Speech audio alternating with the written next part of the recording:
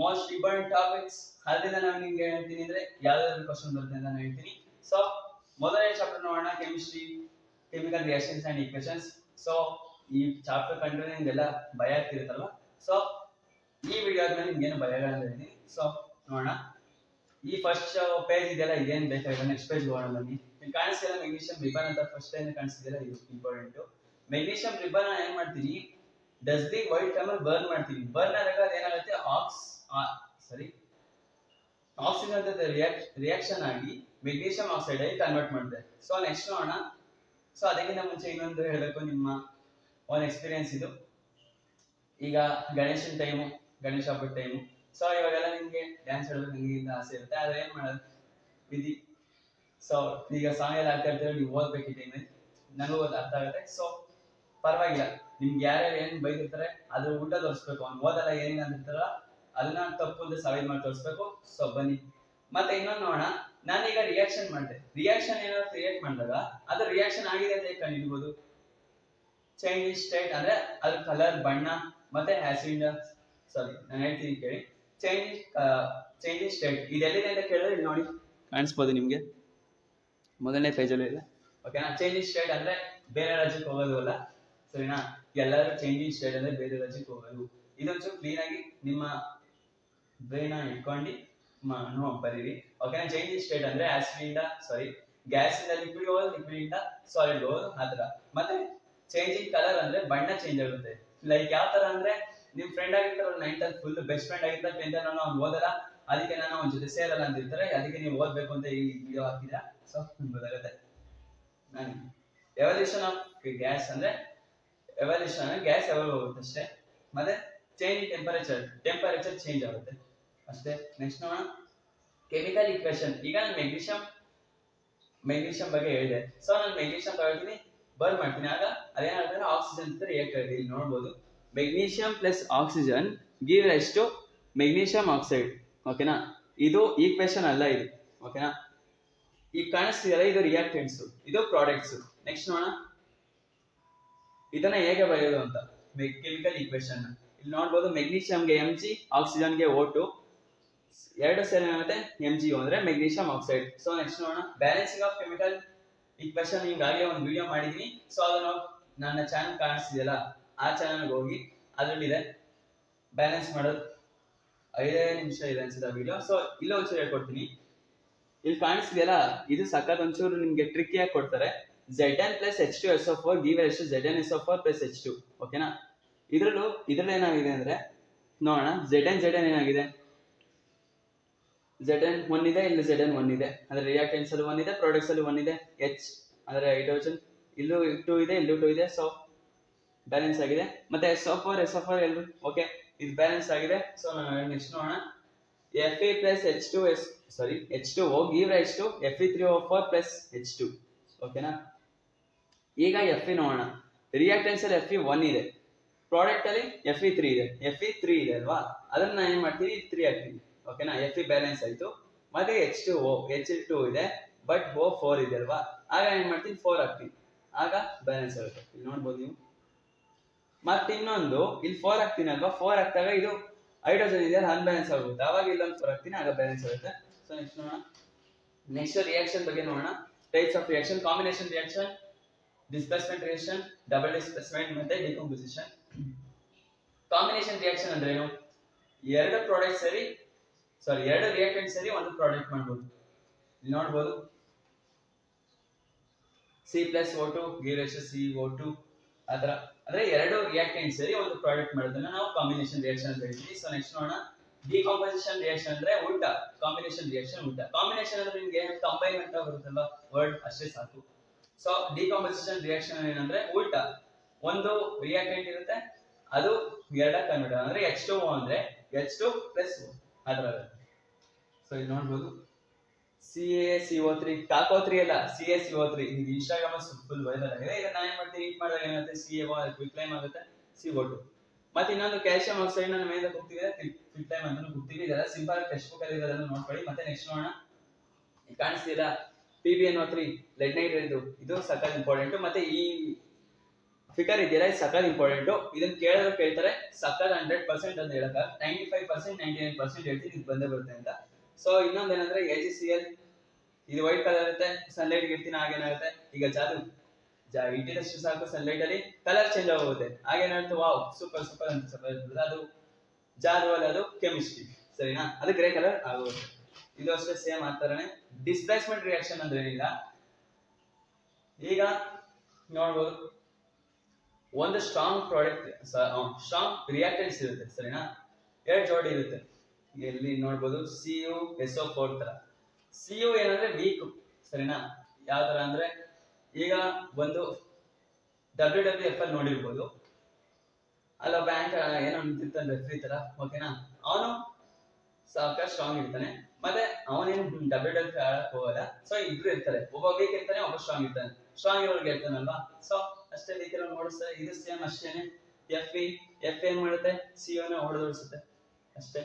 ಇದು strong element, ಇದು Fe, ಅದಕ್ಕೆ CO ನ ಹೊಡೆದೋಡಿಸುತ್ತೆ. ಇದು ಡಿಸ್ಪ್ಲೇಸ್ಮೆಂಟ್. ಡಬಲ್ ಡಿಸ್ಪ್ಲೇಸ್ಮೆಂಟ್ ಎಕ್ಸ್ಚೇಂಜ್ ಆಗೋದು. ನಿಮ್ಗೆ ಡಬಲ್ ಡಿಸ್ಪ್ಲೇಸ್ಮೆಂಟ್ ಕ್ಲೀನ್ ಆಗಿ ಕೊಡ್ತೀನಿ ನೋಡಿ.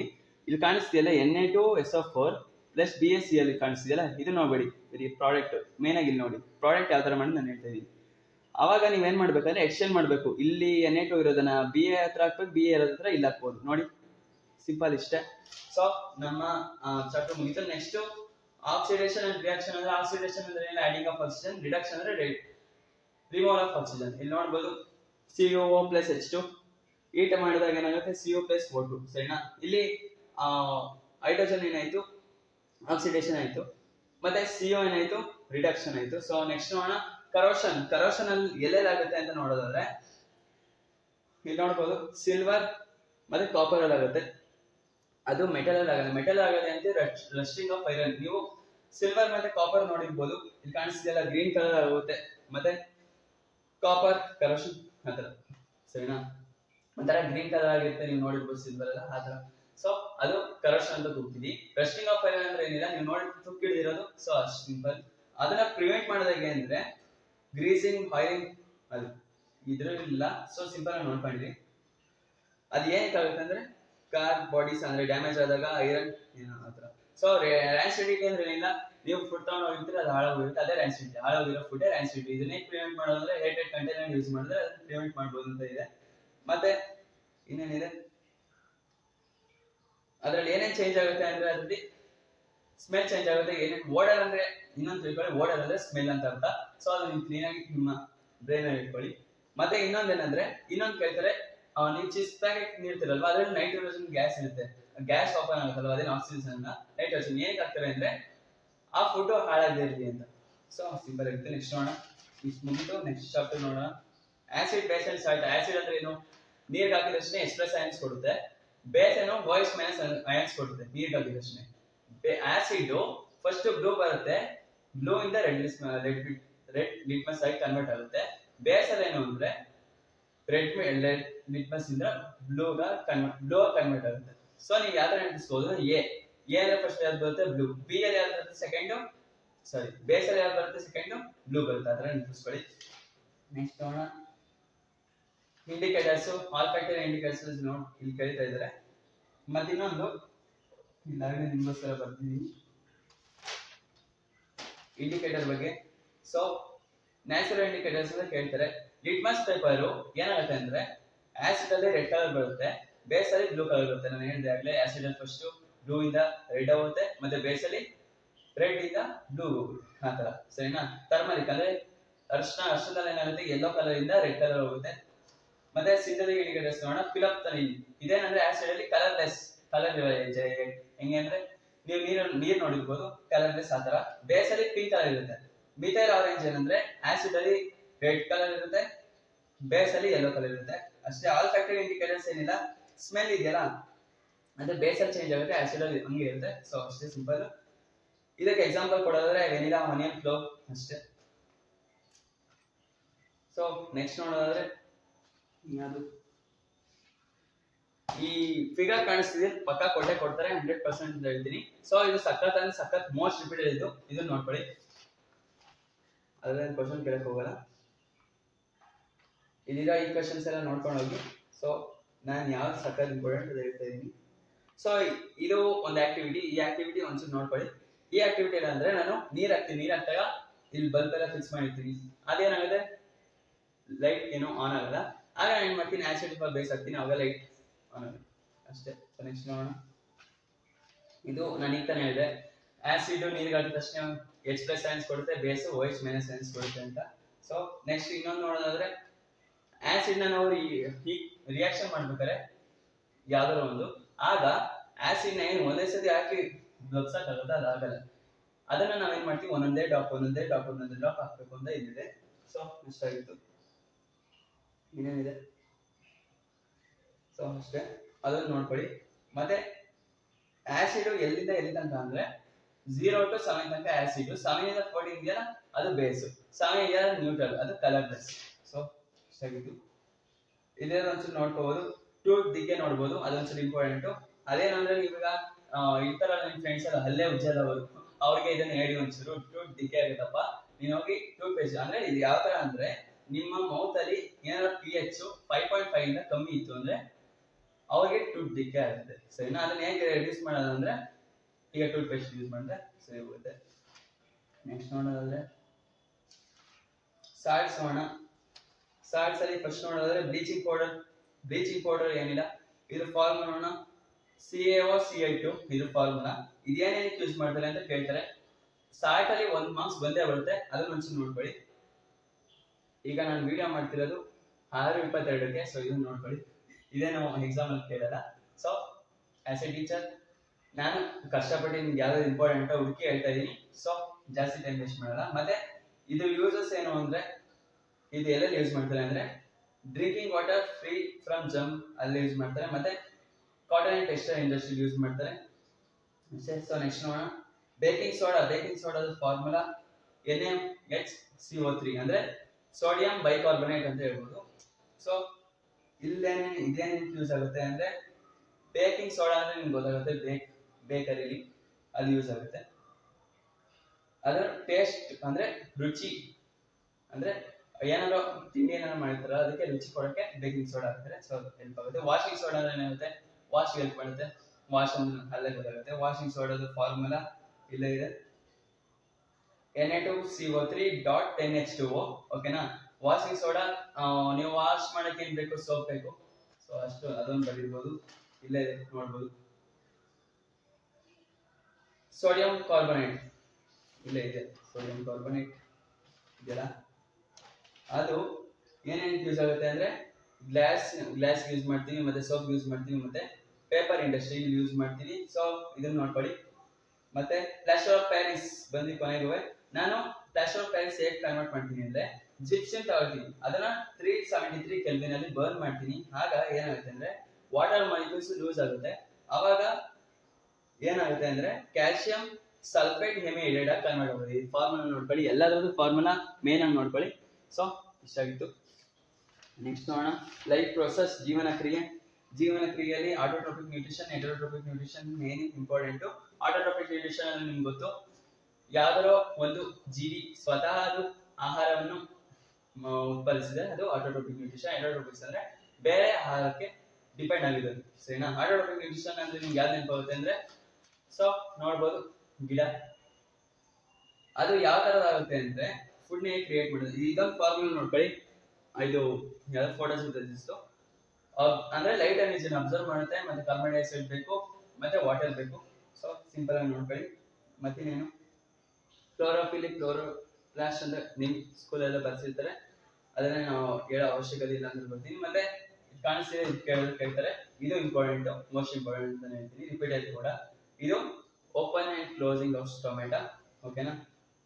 ಇದೇನು ಅಂದ್ರೆ, ಈ ಗಾಡ್ಸ್ ಅಲ್ಲಿ ಇದೆಯಲ್ಲ, ಅಲ್ಲೆಲ್ಲ ಕ್ಲೋರೋ ಅಂದ್ರೆ ನೀರ್ ಇರುತ್ತಲ್ಲ, ಗಾಡ್ಸ್ ಅಲ್ಲಿ ಏನ್ ಮಾಡುತ್ತೆ ಅಂದ್ರೆ, ನೀರಿನ ಸ್ಪ್ರಿಂಗ್ ಮಾಡುತ್ತೆ. ಅಂದ್ರೆ ಇದು ಓಪನ್ ಆಗಿದೆ ಗಾಡ್ಸ್ ಅಲ್ಲಿ, ಇಲ್ಲೆಲ್ಲ ಫುಲ್ ನೀರು ತುಂಬಿರುತ್ತೆ, ಅದೇ ಎಕ್ಸ್ಚೇಂಜ್ ಆಗ್ತಿರುತ್ತೆ ಗ್ಯಾಸ್, ಕಾರ್ಬನ್ ಡೈಆಕ್ಸೈಡ್ ಬರುತ್ತೆ, ಆಕ್ಸಿಜನ್ ಬಿಡುತ್ತೆ.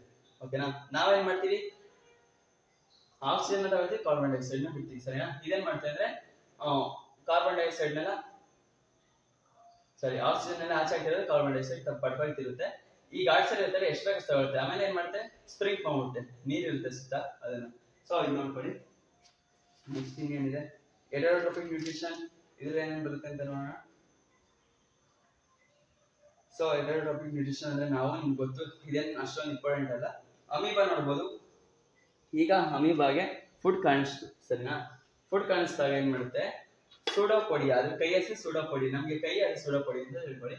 ಒಂದು ಫುಡ್ ಪಾರ್ಟಿಕಲ್ ಸಿಕ್ತು. ಹೆಂಗೆ ನಿಮ್ಮ ಫ್ರೆಂಡ್ ಇರ್ತಾನಲ್ವಾ, ಏನು ಜಾಸ್ತಿ ಮಾತಾಡ್ತಿರಲ್ಲ, ಪಕ್ಕದಲ್ಲಿ ಏನೋ ತಿಳಿ ತಿಂತಿರ್ತೀರ, ಅವಾಗ ಬರ್ತಾರೆ, ಲೋ ಮಗ ಇಲ್ಲ ಮಚ್ಚ, ನಿಮ್ಮ ಅಡ್ರೆಸ್ ಏನೇನು ಕೂಗ್ತಾರಲ್ವಾ, ನಂಗೆ ನಂಗೆ ಅವ್ನು ಸೂಡೋಪೊಡಿ ಅಂದ್ರೆ ಕೈ ಹಾಕ್ತಾನಲ್ವ ಆ ಥರ. ಇದು ಅಷ್ಟೇ, ಕೈ ಹಾಕುತ್ತೆ ಸೂಡೋಪೊಡಿಯಿಂದ ಯೂಸ್ ಆಗುತ್ತೆ. ಫುಡ್ ಗ್ಯಾಪ್ ಫಿಲ್ ಮಾಡುತ್ತೆ, ಮತ್ತೆ ಬ್ಯಾಗ್ ಬರುತ್ತೆ, ಮತ್ತೆ ಸೆಲ್ ಬರುತ್ತೆ, ಕಳಿಸಿ ಡೈಜೆಸ್ಟ್ ಮಾಡ್ಕೊಳುತ್ತೆ, ಬೇರೆ ಬೇರೆ ಜಾಗ ಕಳಿಸಿ. ಸೊ ನೆಕ್ಸ್ಟ್ ನೋಡೋಣ.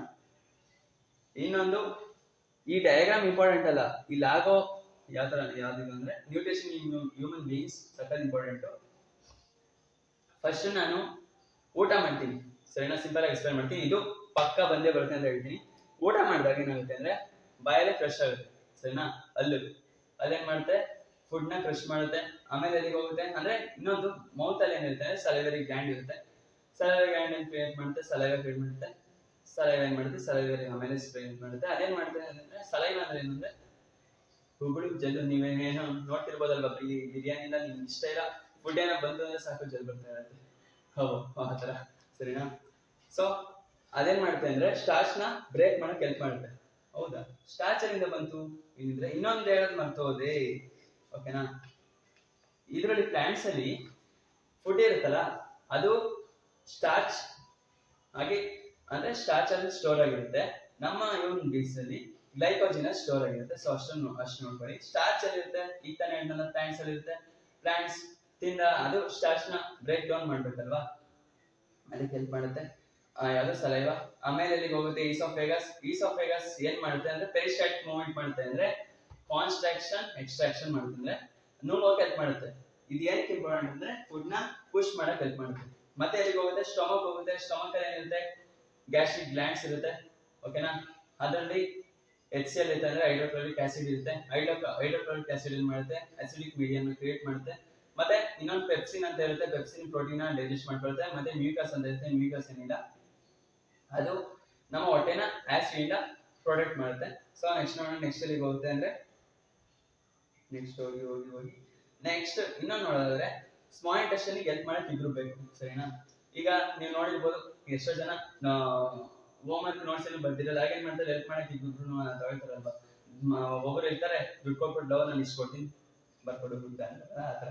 ಸೊ ಇಲ್ಲೇನಂದ್ರೆ ಸರಿ, ಲಿವರ್ ಮತ್ತೆ ಪ್ಯಾಂಕ್ರಿಯಾಸ್ ಹೆಲ್ಪ್ ಮಾಡುತ್ತೆ. ಲಿವರ್ ಅಲ್ಲಿ ಅಂದ್ರೆ ಲಿವರ್ ಏನ್ ಮಾಡುತ್ತೆ ಅಂದ್ರೆ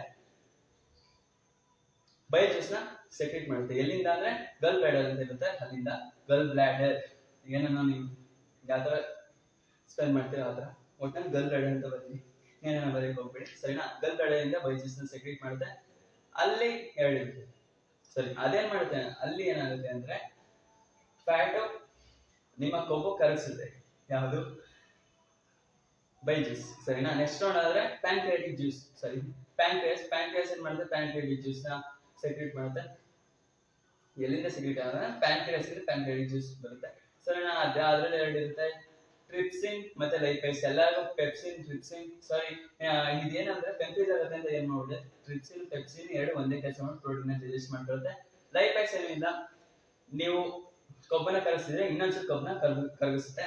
ನೆಕ್ಸ್ಟ್ ಎಲ್ಲ ಆರಾಮ್ ಮಾಡ್ಕೊಟ್ಟು ಏನ್ ಮಾಡುತ್ತೆ, ಸ್ಮಾಲ್ ಇಂಟೆಸ್ಟೈನ್ ಗೆ ಕಳಿಸುತ್ತೆ. ಸ್ಮಾಲ್ ಇಂಟೆಸ್ಟೈನ್ ಇಲ್ಲ, ಅಲ್ಲಿ ವಿಲೈ ಅಂತ ಫಿಂಗರ್ ಸ್ಟ್ರಕ್ಚರ್ ಇರುತ್ತೆ, ಅಲ್ಲಿ ಕಂಪ್ಲೀಟ್ ಡೈಜೆಷನ್ ಆಗುತ್ತೆ. ಡೈಜೆಸ್ಟ್ ಆಗದಿರೋದು ಮುಂದೆ ಯಾವ್ದು ಹೋಗುತ್ತೆ ಅಂದ್ರೆ ಲಾರ್ಜ್ ಇಂಟೆಸ್ಟೈನ್ ಹೋಗುತ್ತೆ. ಇನ್ನ ಡೈಜೆಸ್ಟ್ ಆಗಿರೋದೆಲ್ಲ ಅದ್ರ ನ್ಯೂಟ್ರಿಷನ್ ಅದೆಲ್ಲ ಇರುತ್ತಲ್ಲ, ಅದೆಲ್ಲ ಸೆಲ್ಸ್ ಹೋಗುತ್ತೆ.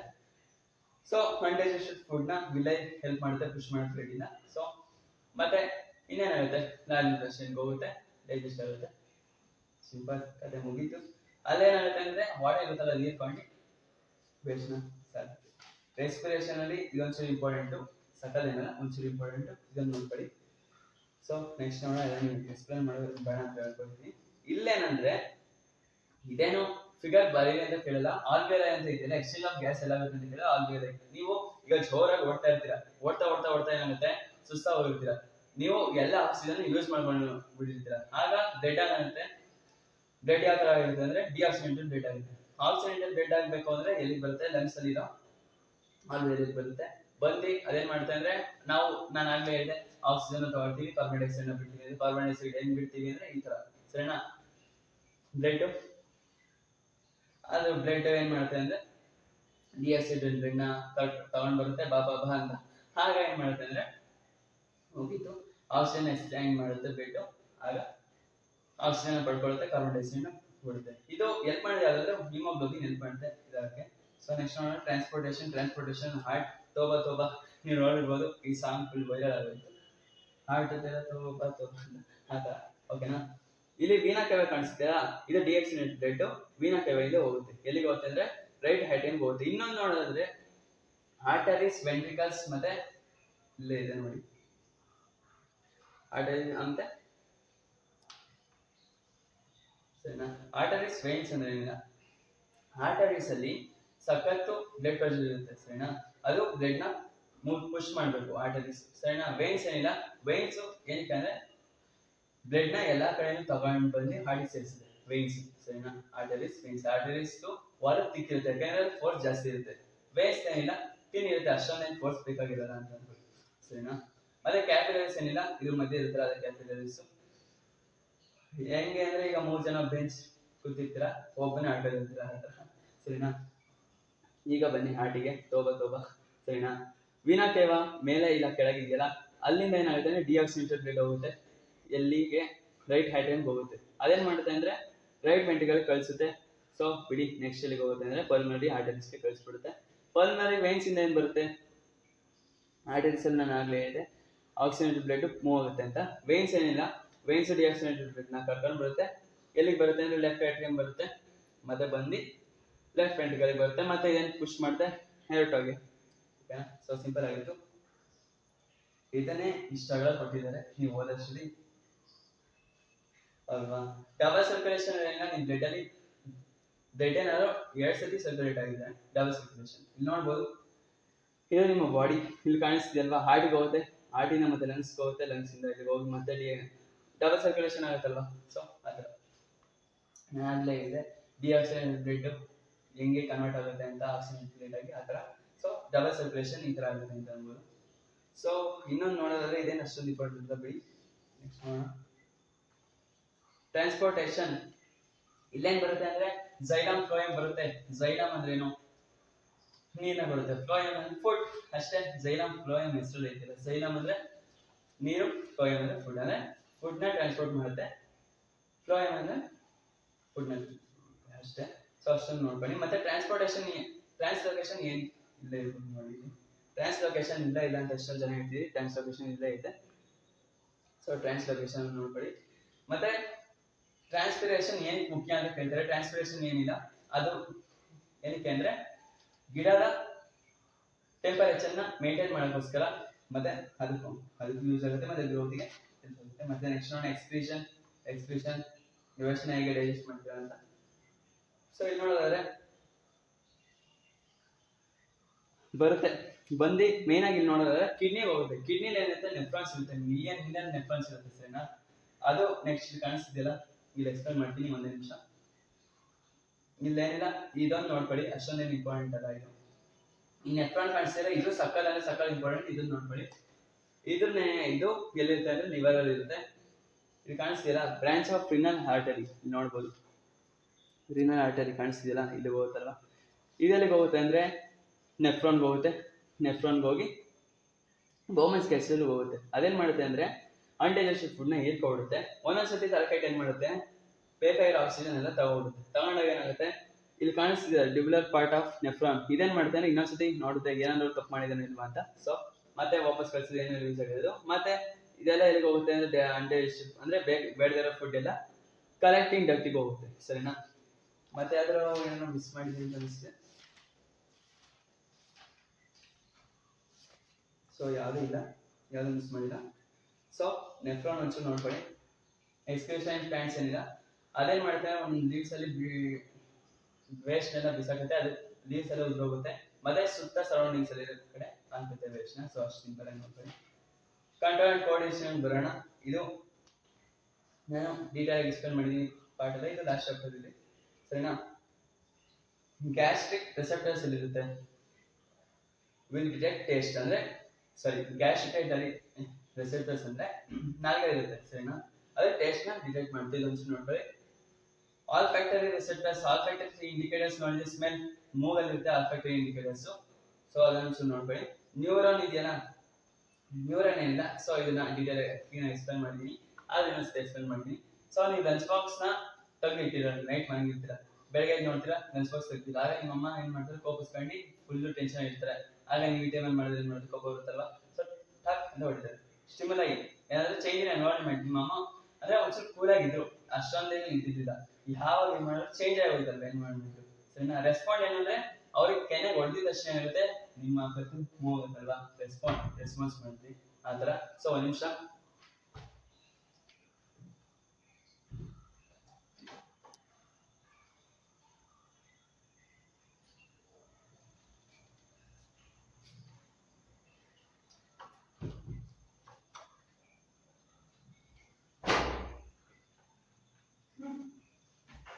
ಸರಿನಾ, ಅದು ಎಲ್ಲಿಗೆ ಹೋಗುತ್ತೆ ಅಂದ್ರೆ, ಇಲ್ಲಿ ಕಾಣಿಸ್ತಿದ್ರೆ ಡೆಂಡ್ರೈಟ್ಗೆ ಹೋಗುತ್ತೆ ಆಯ್ತಾ.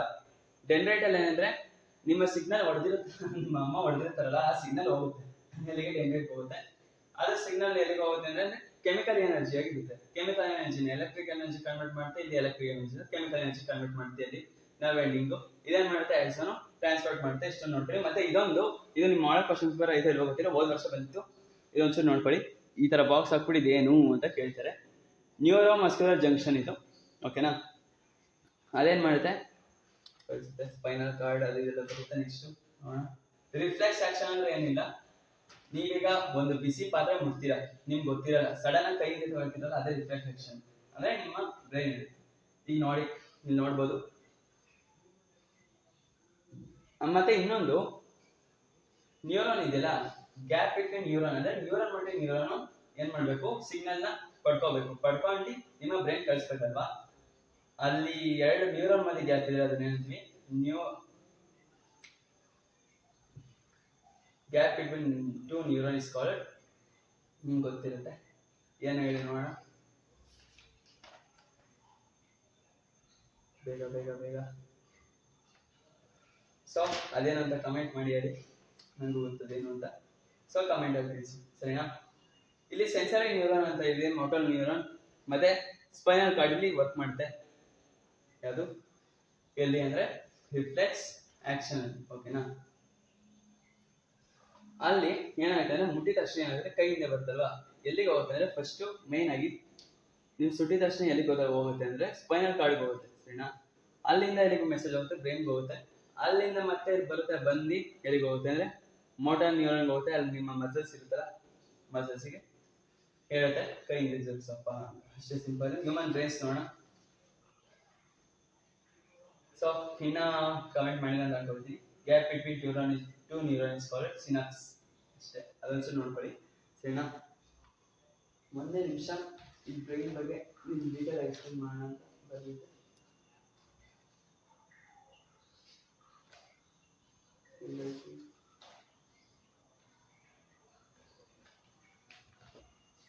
ಸೊ ನಾನು ಯಾವಾಗ ನಿಮಗೆಲ್ಲ ಈ ಥರ ಪಾಠ ಮಾಡ್ಬೇಕಂತ ಹೇಳ್ತೀನಿ, ಆ ಟೈಮಲ್ಲಿ ಇದಾಗುತ್ತೆ.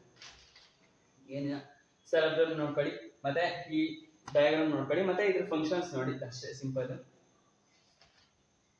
ನೆಕ್ಸ್ಟ್ ನೋಡೋದಾದ್ರೆ ಪ್ಲಾಂಟ್ಸ್ ಅಲ್ಲಿ ನೋಡೋಣ ಸರಿನಾ.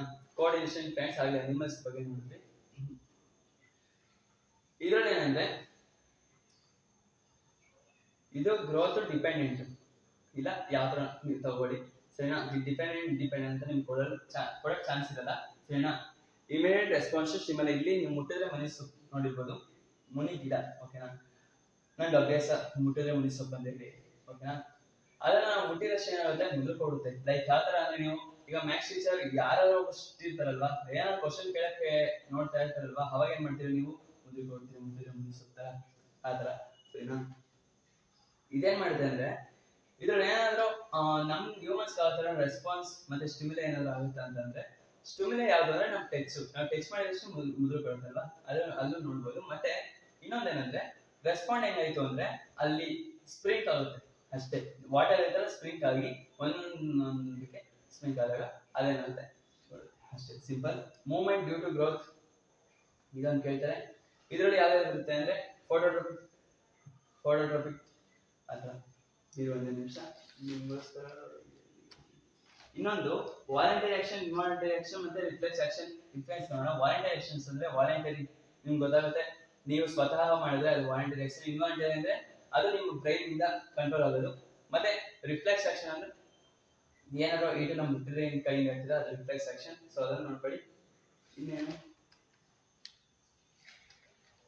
ಬನ್ನಿ, ಫೋಟೋಟ್ರೋಪಿಕ್ ಮತ್ತೆ ಜಿಯೋಟ್ರೋಪಿಕ್. ಇಲ್ಲಿ ಹೇಳದ್ನಲ್ವಾ, ಮೂವ್ಮೆಂಟ್ ಡ್ಯೂ ಟು ಗ್ರೋತ್ ಇದೆಯಲ್ಲ, ಇದು ಫೋಟೋಟ್ರೋಪಿಕ್, ಜಿಯೋಟ್ರೋಪಿಕ್, ಹೈಡ್ರೋಟ್ರೋಪಿಕ್ ಮತ್ತೆ ಕಿಮೋಟ್ರೋಪಿಕ್. ಟಿಗ್ಮೋಟ್ರೋಪಿಕ್ ಇಲ್ಲ, ಆದ್ರೆ ಒಂದು ಸಿಂಪಲ್ ಆಗಿ ನೋಡ್ಕೊಳ್ಳಿ. ಫೋಟೋಟ್ರೋಪಿಕ್ ಅಂದ್ರೆ ಏನಿಲ್ಲ, ಶೂಟ್ ಇದೆಯಲ್ಲ ಅದೇನಾದ್ರು ಸನ್ಲೈಟ್ ಮೂವ್ ಆಯ್ತು ಅಂದ್ರೆ ಅದು ಫೋಟೋಟ್ರೋಪಿಕ್. ಶೂಟ್ ಅಂದ್ರೆ ಒಬ್ಬೊಬ್ರು ಗೊತ್ತಿರಲ್ಲ, ಸ್ಟೆಮ್ ಅಂದ್ರೆ ಸ್ಟೆಮ್ ಮತ್ತೆ ಶೂಟ್ಗೆ ಒಬ್ಬೊಬ್ರು ವ್ಯತ್ಯಾಸನೇ ಗೊತ್ತಿಲ್ಲ. ಸ್ಟೆಮ್ ಅಂದ್ರೆ ಏನಿಲ್ಲ, ಎಲೆಗಳು ಬಿಟ್ಟು ಒಂದು ಕಡಿತಾರೆ ಅಂತ, ಅದು ಸ್ಟೆಮ್. ಎಲೆಗಳೆಲ್ಲ ಸೇರಿ ಇರುತ್ತಲ್ಲ ಅದು ಶೂಟ್. ಓಕೆನಾ, ಅದು ಬೆಂಡ್ ಆಗಕ್ಕೆ ಹೆಲ್ಪ್ ಮಾಡುತ್ತೆ. ಬೆಂಡ್ ಆಗುತ್ತೆ ಇಲ್ಲಿ ಫೋಟೋಟ್ರೋಪಿಕ್ ಅಲ್ಲಿ. ಜಿಯೋಟ್ರೋಪಿಕ್ ಅಂದ್ರೆ ಜಿಯೋ ಏನು, ಜಿಯೋ ಅಂದ್ರೆ ಜಿಯೋ ಫೋನ್ ಅಥವಾ ಜಿಯೋ ಸಿಮ್ ಅಲ್ಲ. ಓಕೆನಾ, ಜಿಯೋ ಅಂದ್ರೆ ಭೂಮಿ ಏನಿರುತ್ತೆ ಗ್ರಾವಿಟಿಕಲಿ ಹೇಳ್ಕೊಡುತ್ತೆ. ಸರಿನಾ, ಏನು ಬೇರೆ ಹೋಗುತ್ತೆ, ರೂಟ್ಸ್ ಗ್ರಾವಿಟಿ ಕಡೆ ಹೋಗುತ್ತೆ. ಮತ್ತೆ ಶೂಟ್ಸ್ ಇದೆಯಲ್ಲ ಅದು ಮೇಲೆ ಹೋಗುತ್ತೆ, ಅದು ಆಪೋಸಿಟ್ ಡೈರೆಕ್ಷನ್. ಅಂದ್ರೆ ಇಲ್ಲಿ ಯಾವುದು ಅಂದ್ರೆ ಪಾಸಿಟಿವ್ ರೂಟ್, ನೆಗೆಟಿವ್ ಅದು ಶೂಟ್ ಅಷ್ಟೇ. ಮತ್ತೆ ಹೈಡ್ರೋಟ್ರೋಪಿಸಮ್ ಅಂದ್ರೆ ಹೈಡ್ರೋ ಅಂದ್ರೆ ಏನು, ವಾಟರ್. ಸೊ ನಿಮ್ಗೆ ನೆನಪಾಗೋದು ವಾಟರ್. ಓಕೆನಾ, ವಾಟರ್ ಕಡೆ ಶೂಟ್ ರೂಟ್ ಮೂವ್ ಆಗುತ್ತೆ. ಸೊ ನಿಮ್ಮ ಶೂಟ್ ಮುಂದೆ ಬೇರೆ ಕಡೆ ಹೋಗುತ್ತೆ, ಅದ್ರ ಡೈರೆಕ್ಷನ್ ಹೋಗಲ್ಲ. ಸೊ ಈ ಕಡೆ ರೂಟ್ ಪಾಸಿಟಿವ್ ಮತ್ತೆ ಇದು ನೆಗೆಟಿವ್. ಮತ್ತೆ ಕಿಮೋಟ್ರೋಪಿಸಮ್ ಇದು growth of pollen tube towards ovule. ಇದೊಂದು ನೋಡ್ಕೊಳ್ಳಿ, ಇದನ್ನ ಇಂಪಾರ್ಟೆಂಟ್. ಟಿಗ್ಮೋಟ್ರೋಪಿಸಮ್ ಟಚಿಂಗ್ ಆಗೋದು ಅಷ್ಟೇ. ನೆಕ್ಸ್ಟ್ ಪ್ಲಾಂಟ್ ಹಾರ್ಮೋನ್ಸ್ ನೋಡಿದ್ರೆ ಆಕ್ಸಿನ್ ಬರುತ್ತೆ.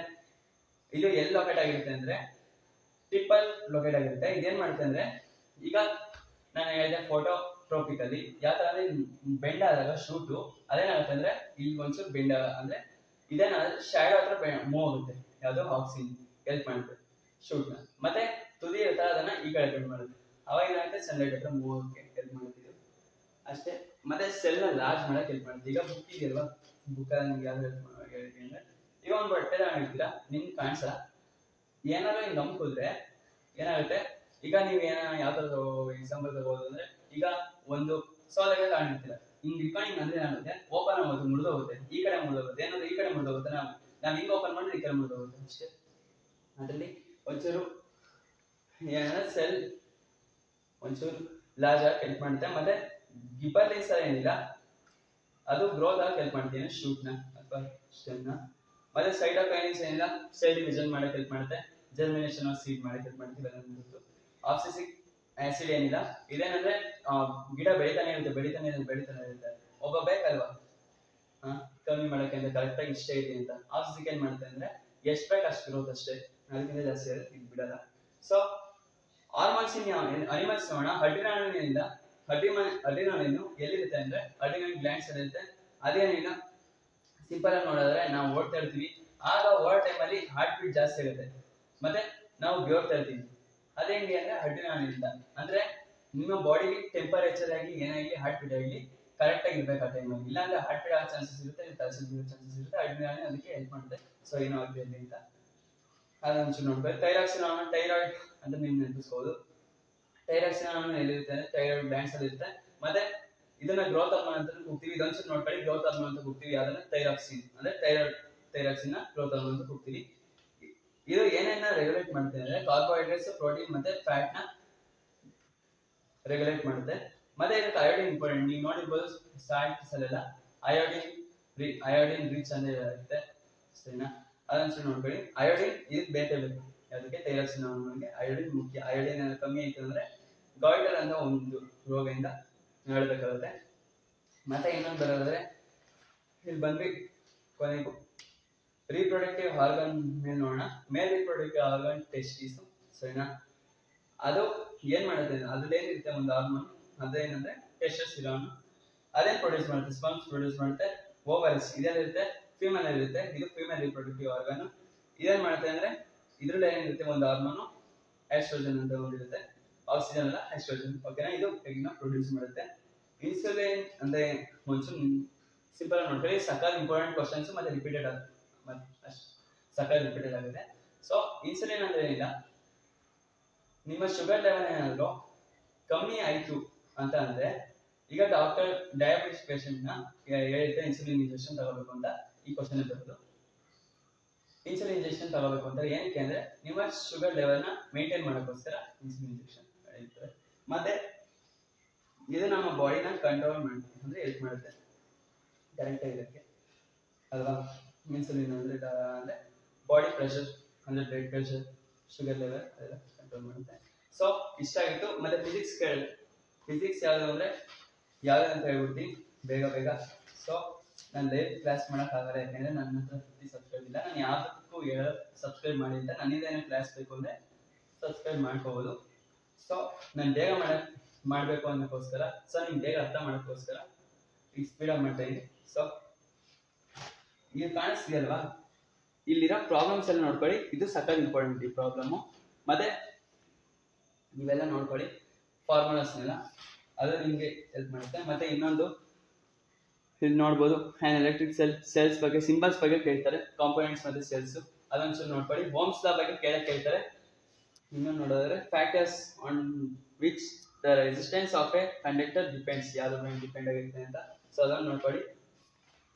ಸೊ ಇಷ್ಟೆಲ್ಲ ಪ್ರಾಬ್ಲಮ್ಸ್ ಎಲ್ಲ ನೋಡ್ಕೊಳ್ಳಿ, ಎಲ್ಲ ಇಂಪಾರ್ಟೆಂಟ್ ಇದೆ. ಮ್ಯಾಗ್ನೆಟಿಕ್ ಫೀಲ್ಡ್ ಲೈನ್ಸ್ ಬಂದ್ರೆ magnetic field and field lines ಅದೊಂಚೂರು ಇಂಪಾರ್ಟೆಂಟ್. ಮತ್ತೆ ಇನ್ಯಾವ್ದು ಇಂಪಾರ್ಟೆಂಟ್ ಅಂದ್ರೆ